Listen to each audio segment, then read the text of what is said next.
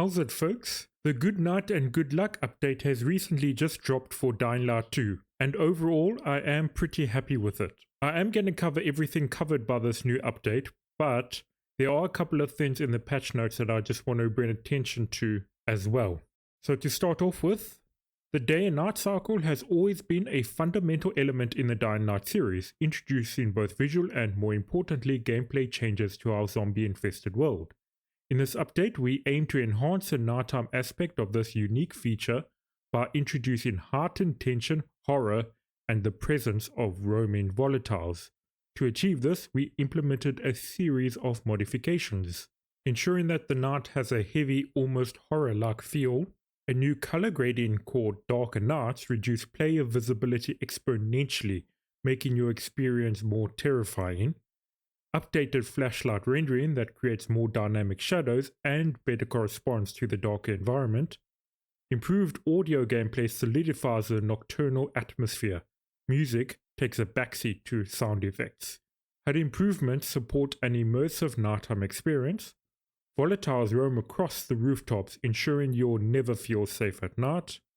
The night population of zombies have been reworked to create more unexpected moments while exploring both streets and building interiors.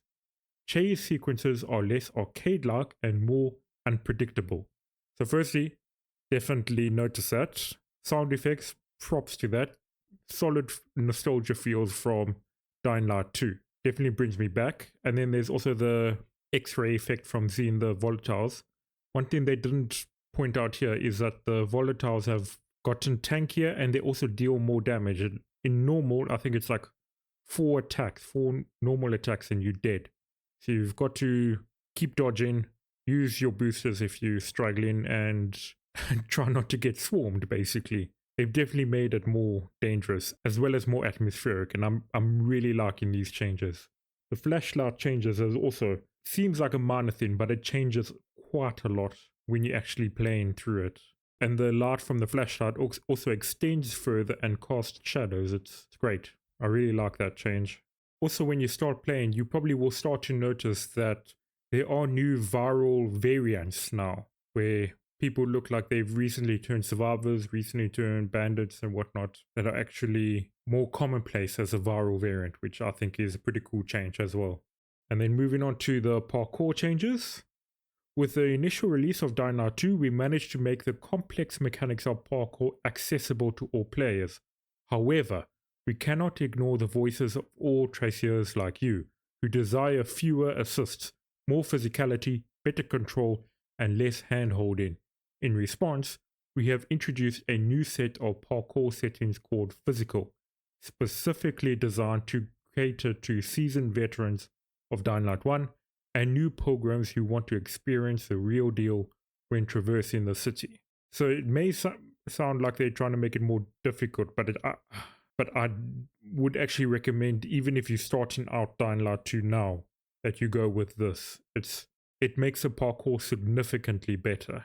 So the changes they bring up here are several animations have been improved to reduce floatiness, and it's quite drastic. Takes a bit of getting used to now, but I quite like that change. Personalize your sprinting experience with the option to switch between auto and manual mode, giving you complete control over how you sprint in the game. I'll be honest, I got so used to auto running that I actually changed that back on as a personal preference, because I also couldn't get the sprint to instigate while I was either pressing or holding shift. So I went back to auto mode for auto running and then pressing shift for the sprinting. Keep your momentum while performing a series of parkour moves. Regain air control in mid-flight, allowing for reactive maneuvers. Added a variety of vault animations. Tweaked after boost mechanics now allow for its use after a number of parkour moves with improved responsiveness and a balanced duration and cooldown. Accelerate down zip lines and during pipe slides for a thrilling descent. Bid farewell to ghost walking, wall run and roll animations. Halt when reaching the end of a surface. Enjoy smoother wall running with improved starting animations, improved jumping, active landing and balancing animations. Elevator and landing bags animations are sped up, quite a noticeable increase that I quite like. The active landing skill can be performed while paragliding, safety landings. Head bob animation is adjustable in the settings, allowing players to increase camera movement while running. A new default value is set to 50. Car safety landing animation duration shortened and VFX feedback improved. We've refined gameplay mechanics for the following skills, enhancing their overall feeling: slide jump, bash, crawl runner, sleek runner. On top of these changes, we are introducing improved parkour actions and animations and 2 main options that you can pick.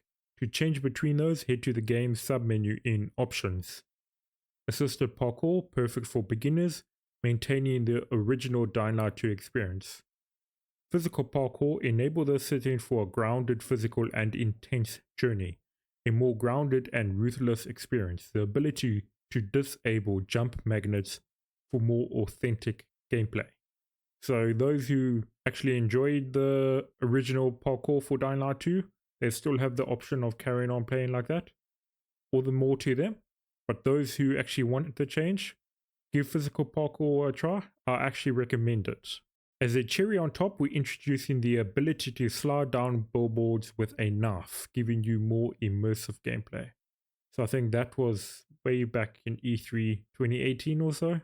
And then moving on to mod.io in-game integration. Parkour across a multiverse of possibilities with a new section in the main menu, community maps. PC players can delve into a treasure trove of custom maps crafted by fellow pilgrims using our developer tools. This is just the first step, and we plan to further develop this feature in the future. Expand your horizons within the vast world of Dying Light.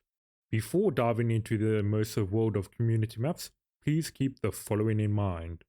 Each map is a standalone experience separate from the main campaign and its progression. Custom maps must be completed in a single playthrough, as progress cannot be saved. Presently, co-op integration is not available for community maps. Currently, script mods that modify gameplay are not supported. For the time being, community maps feature is available only on PC. Mod.io integration for PlayStation, Xbox and Steam Deck is set to arrive on these platforms later this year. So I haven't tried any of these yet, but I definitely want to give it a go. I'm kind of rushing trying to get this video out at the moment. In addition to the aforementioned changes, we are thrilled to introduce several significant features. Experience a series of graphical improvements, including a new graphics option on PC, SSR Ultra or Screen Space Reflections Ultra setting. SSR Ultra dramatically enhances the drawing distance of reflections, immersing you in a more realistic and detailed world. LED range multiply being extended from 100 to 140 for quality and RT presets. Immerse yourself in the nostalgia of Kyle Crane's era with a new color grading option called Haran Sunset. Unleash your inner Yeet Master with the ability to throw weapons and retrieve them later. Enjoy improved UI changes at the beginning and end of the dynamic challenges. An additional menu option to auto-skip opening movies on PC, saving you time and getting you into the action faster. Preserve your unique character aesthetic by hiding your helmet using the new transmog options, allowing you to flaunt your signature dying drip. It doesn't mention here about what you need to do to throw your weapons, but for mouse and keyboard you have to do heavy attacks, so hold down the left mouse button and then press F to chuck your weapon. However, I should point out, don't do this with weapons you want to keep, because while I was testing that out a couple of times, the weapons would actually just fall through the map and you couldn't pick them up again. So maybe have a weapon that you don't mind getting rid of to try it out, but don't do your big upgraded weapons for throwing them at the enemy, I guess. And then the actual game update, apart from that, they've also introduced a couple of fixes and improvements in the game. Weapons that were claimable in the stash are now blueprints available to be crafted at the Craftmaster. So if you open up your stash and you see a whole bunch of weapons missing from your stash, they're blueprints now basically. So go check out the Craftmaster. And then in co-op, rewards for dynamic challenges should be received properly. The game will no longer crash for users upon entering the inventory while going to sleep after being teleported. And then in gameplay, Fixed ability to grab the ledge of some objects, fire from burning bodies, render correctly from a further distance. During the Getting Stronger quest, virals will no longer spawn directly in Aiden's position during the chase sequence, blocking further progress. The user is no longer able to use the after boost parkour skill without being active. Anna's sentences during the Stolen Goods quest are louder. The sound effect played when Aiden is punching while jumping is fixed. Fixed an issue where the player could remain stuck inside the metro station during the Prometheus main quest. Chase can no longer be triggered during the Prometheus quest. Walt's behavior improved during the chase sequence in the Veronica quest. Volatile health bars should be visible again upon enabling that feature in the settings. Removed improperly placed parkour and environment objects in the world. Lieutenants in the Heron Renegados bandit camp will spawn correctly. Dismembered body parts will no longer instantly disappear. Renegade zones have their own characteristic sound of night coming. One-handed weapon attack animations are faster than before. And then on the technical side of things, corrupted particles in the distance were fixed during the Catch Hubert objective, fixed missing materials in various locations, removed invisible walls that occurred in various locations. Motion blur settings in the game should stick to the set values. Synchronization of some voiceover lines with subtitles. The game will no longer receive both inputs from mouse and keyboard while having two options selected. Fixed an issue with textures that allowed players to go outside the map. Spike pathing is fixed during the prologue. The music does not stop in some regions of the map. Fixed water shaders when swimming underwater. Fixed crashes that might occur when entering water. Fix the position of NPCs during some dialogues. Dockets will correctly appear in Aiden's stash. And then UI. Player will no longer be stuck in an empty screen upon closing the pop-up about too many save slots being occupied while starting a new game. The military bundle's description balloon is fixed and no longer contains Gunslinger bundle content text in the in-game store tab. News is no longer duplicated in the main menu. The chase indicator no longer overlaps with XP gained icons. Gunslinger bundle is present in the in-game shop.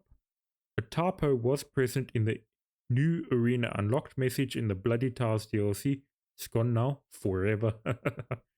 Left stick forward UI prompt was misplaced during prologue tutorials. Main menu options were not highlighted correctly when the cursor was hovering over them.